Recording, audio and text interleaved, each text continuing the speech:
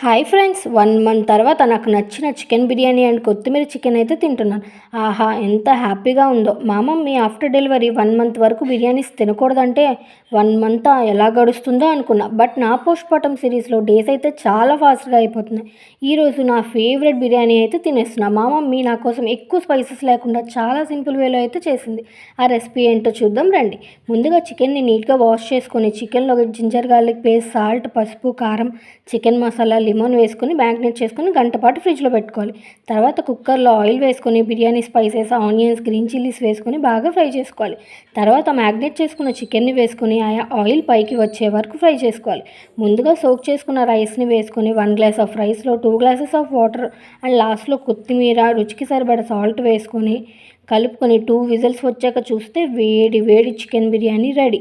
కొత్తిమీర chicken curry next వీడియోలో అయితే చూద్దాం. Bye friends.